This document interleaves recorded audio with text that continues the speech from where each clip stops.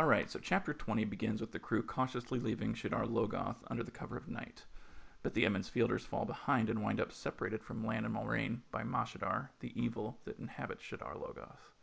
Moraine points to a star and tells them to follow it to the river Arenel.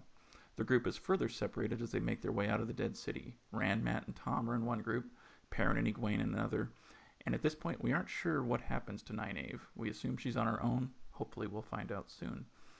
In addition to Rand's point of view, we start to get some other points of view from Perrin, which is kind of fun. Tension is rising, there's a lot of action to unpack, so let's delve deeper into The Eye of the World by Robert Jordan on the Doctors Who podcast.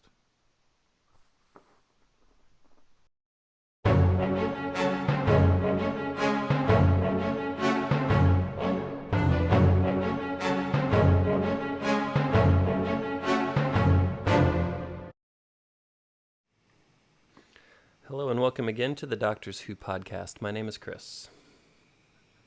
And I'm Chip. I'm Brian. So, last time we did kind of part one of this Shadar Logoth two-parter. So today we're going to finish it out. Chip, why don't you tell us what worked for you and what didn't? Well, I guess what works for me is this chapter effectively starts to break the story into multiple narratives. So we've taken the entire crew who have been together from, it's really centered around Rand since the beginning, but now we kind of break into different groups. So we've got, Rand, Mat, and Thom on their own. We've got Lan and Moraine on their own. We've got Egwene and Perrin kind of off on their own. And we see Nynaeve in the beginning of this chapter, but we really don't see her again until the next chapter. So, we don't really know what happens to her, how she even gets out of the city. But I think it's really fun. This was a strong climax to a series of pretty intense chapters prior to this. So they had the escape from Baerlon, then they were chased by the Fist of Trollocs, then they landed, arrived in Shadar Logoth. Then, now we've got this escape from Shadar Logoth and the introduction of Mashadar. So we heard about Mashadar in the prior chapter, but now we actually get to see and feel what it is. And it really is. It's just a ghostly, ethereal fog, but it's deadly, and it's just, I don't know, it's cool and memorable. I really liked the addition of Perrin as a POV character in this chapter. And I think, is this the first point of view other than Rand that we've had in a chapter? I think it's Perrin's first, but I can't remember if it's the first one we've had entirely. You might be right. But we get this one, and then I know in the next chapter it's mostly around Nynaeve. But so we're starting to see the group kind of break up, and you get these multiple threads out there, which is something that we'll see again and again, through the other books too. Yeah, I think this was. I like this because it was a very intense scene, where it kind of played out like a long shot getaway scene. Like I can almost picture this as a movie where it was frame by frame, like Rand riding through or near the fog, and then the Trollocs that were behind chasing and then succumbing to the, I keep wanting to say Mydral. It's the Mashadar. Yeah, Mashadar. And yeah, it's like the entire thing just played out very well in my mind. It just looked like an action movie. But I do like the element that they're now separated. I almost felt like the way up until this point was comfortable in getting everyone together and kind of assessing everyone's abilities. But I didn't really think they were in too much danger between Lan and Moraine before. But now I'm interested to see where it goes, to see without them, how can Rand and Mat and Thom fare? Like, they're on their own. So it's interesting to watch. It also has my favorite line up till this point, which definitely, to me, sounds a little bit like Lord of the Rings with fly, you fools, with ride, you fools. So Nice. I thought that was kind of a fun callback, too. I'm going to kind of echo Chip's point that I like how Jordan is breaking the group out into smaller subgroups, I guess, for a couple reasons. You know, the growth of the characters has largely been along the same track so far. They're experiencing the same things. They're being guided by the same mentors. Now everybody's kind of spread to the wind. They've got somebody else to rely on, but they're forging their own path. They're going to have their own experiences, and those experiences are what's going to shape their journey and their character growth going forward. So that's very cool. I also like Bayle Domon, the ship captain. He's a really cool character, so I'm excited that we are to that point because he's fun. I like him a lot. And then the last thing I wanted to touch on was, yes, Mashadar is creepy. Robert Jordan managed to make fog scary. So it's kind of like what Doctor Who did with the dark and the Vashta Narada, sort of. So, Mm-hmm. Yeah. So yeah, that's what I got. Can we talk a little bit about how cool it was to see Mashadar take down a Fade? Mm-hmm. Yeah, what Boy, that was Jordan intense. did with this, it just kind of, it's a horror chapter. You know, Yeah. the beginning of it is with the way things are going, but I don't know if he drew any inspiration from the movie The Fog or Stephen King's The Mist. But it's basically, it's kind of like, yeah, those two they're nothing. This one, The Fog, is really, it's going to be able to kill. It's not things coming out of the fog. It is the fog. Yeah. But I like how it's the way that it's characterized. It's kind of this, it's not really mindless, but it needs to feed. So, when Moraine is saying something to Rand, I think early in the chapter, and he sees these tendrils of fog just starting to reach up and kind of reach for him, or, that it knows that there's food or prey nearby, that, it's their hunting, basically. Yeah. Yeah, And it might be hungry because I'm guessing this is a city that people don't, go and that's a visit good very point. often. So. Right. I mean, does it just find rats? Does it need sustenance? Well, There was nothing. But early on in the other chapter, he talked about how there's nothing. There were no animals scurrying. There's no birds. There's nothing living in this city. Yeah. But I wondered maybe, if it just ate all the other living things. Sure. And it had kind of been scavenging for a while. In a dead city, you should be able to find mice everywhere. But You'd think. I don't know. But I think this is something that Jordan does with almost every chapter, is that he opens it up and just creates this atmosphere. Almost, even if it was arriving in Barillon or getting chased by the Trollocs, now it's Shadar Logoth. So, they arrived, what was it, like mid-afternoon the day before. Now it's night. But it's a moonlit night, so it's a bright night, but there's this fog, and, just, the way he sets the mood it's really well done. You, I think, mentioned Perrin's point of view. And I did. I enjoyed that because, he's just sitting back and he's watching and he's waiting and he's just kind of contemplating his next steps. And it seems to be such a radically different mindset and approach from what we've seen so far. And I think, he even draws that, people usually think he's slow, but he's like, no, I'm careful and I like to think things through. So that is nice to see. And if we start to get these point of views from these different characters as we're moving through the book and they're experiencing their own things, I think that's going to be I know it's cool and the payoff is huge, but this is the kind of like you said, this is the first time we're really getting that. So, and then when Matt and Rand meet up, Rand sees Matt lurking around and thinks that it's a Trolloc with a catch pole, and he actually charges with his sword out. So that's how far Rand has come in 20 chapters. He's now charging Trollocs with his sword drawn. So I was like, oh, well, that escalated quickly, but I suppose,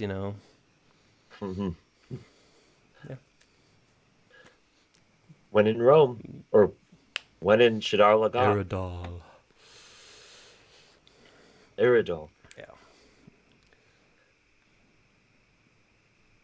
Yeah, there was so much in here trying to look through the notes that I have. I didn't know you could write.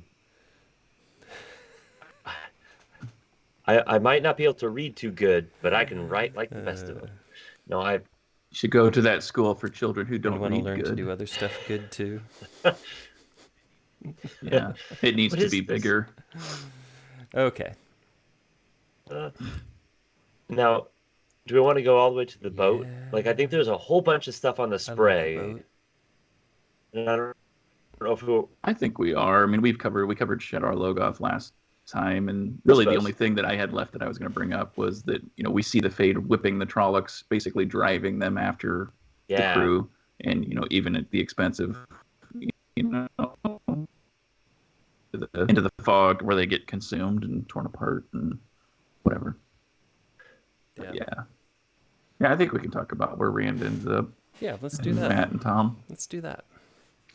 So, the Trollocs are chasing them, and they see the boat, and they, kind of jump over. They have Thom with them, and they're like, "They're Trollocs, they're Trollocs, they're Trollocs." And one gets on the boat, and this is another interesting piece because this comes in, hits Rand from behind, knocks him down, knocks the sword out of his hand, and Rand is about to be a goner, but then a boom swings across and hits the Trolloc and saves his life.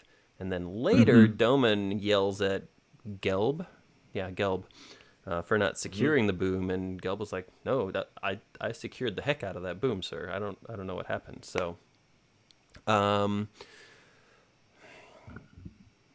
trying to decide if I want to do this or not. So, connecting to the dots, you have this incident, and then you also have the incident in Barillon with the White Cloaks, where he got this moment of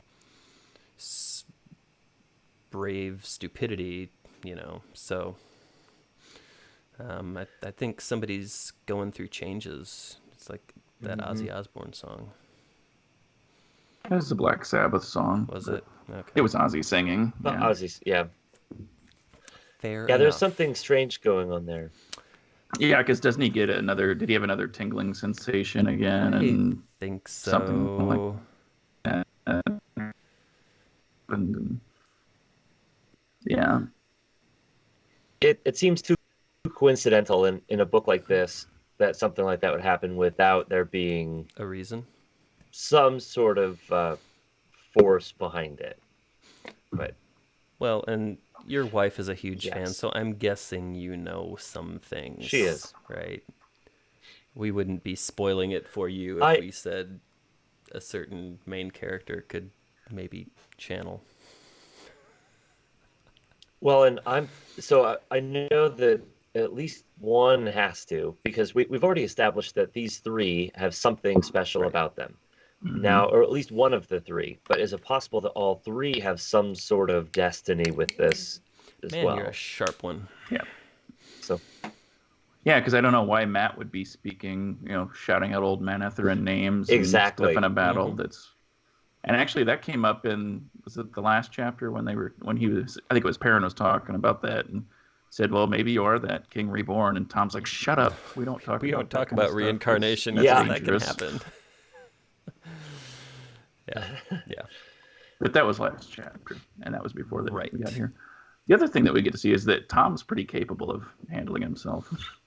Well, yeah. he knows his strengths. And you get the feeling that he is no stranger to being on the road, traveling in all these situations. Like he knows how to smooth talk. He knows how to get a room for the night or passage on a ship.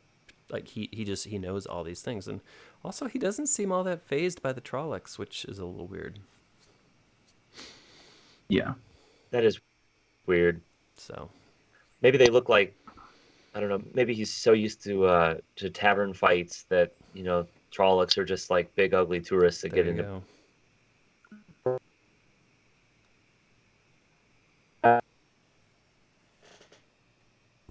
And they've already given over coin, and he's like, we could have probably booked passage just, for singing songs and telling stories. We wouldn't have had to pay them. But you guys are so quick to show your silver that. And Oh, that's what I was going to yeah. ask. Yeah. Like I I don't know. I kind of agree with Rand. Like I know to assess the situation and he seems like he's in control, but I don't know. They seem like I'm not even going to let my own mother ride the ship for free. I mean, I don't think they're really going to let Thom off the hook with just a song and a pretty story, but right. Well, it I think they had to pay something. and they now have given away the coins that Moraine gave them in one of the first chapters. Mm-hmm. Yep. Which, if you remember, they were different coins than what the other kid that was hanging around with them got. So Yeah, there might be something to that. Seems that's a significant. good point. Yeah, I may seem smart, but I just know what's going to happen in the future. I'm a time traveler. You don't have to wait too long to find out about it. So there's one observation about Thom that I want to make. I think because he's almost like becoming more of a father figure to Rand and Matt. I think more so Rand, because he's showing this frustration and this irritation. He's like, you know what? I could have taken care of this before you decided to empty your damn pockets. And then, when he's worried about Egwene and, cursing himself for letting her come, he's consoling and understanding as well. So, I mean, he obviously cares, and he's obviously starting to, I think, form a bond. So that's kind of cool to see. Yeah, he definitely uses some teaching moments. Yeah. Mm-hmm. So. Yeah. All right. Anything else we want to hit, or are we good? Well, the only thing we haven't talked about is Perrin. We talked about his point of view. Oh, sure. Piece of the chapter, but basically he rides so hard he rides right into the river. That's right. He swims across, and then he's worried about what happened to Egwene, and he doesn't know. He can hear the Trollocs on the other side of the river, and apparently the Trollocs can't swim. So Yeah. They'll go out to hip deep, but they won't actually cross the river. So we know Perrin made it across, but we at this point I don't think we know what happened to Egwene yet either. That's true. So we've got Nave and Egwene that we don't really know where they're at, and we didn't really see anything with Lan or Moraine once they got out of Shadar Logoth. Right. So I'm sure we'll catch up to them soon, but not tonight. All right. So next time we will be picking up with chapter 21, potentially 22 as well. I'm not sure. We'll figure that out. In the meantime, we do drop content every week, so you can look for new episodes to drop on Thursdays. If you enjoyed this video, please hit the like button below. Please subscribe and hit the notification bell so when we post new content, you get notified. And lastly, please feel free to use the comment section. Continue the discussion there. Let's have some dialogue. Let's talk about some things. What did you like? What didn't you like? Maybe Robert Jordan drives you absolutely batty 9 times out of 10, but you really like what he did in this one instance. We want to know that. So use that section. We will reach out. And until next time. Alonzi.